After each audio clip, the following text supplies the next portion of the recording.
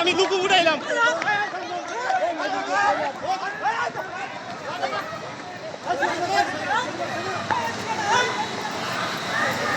দেখেন প্রাণপণ বয়ে কিন্তু আসলে সে পালাচ্ছে। পলক সিএনজির ভিতরে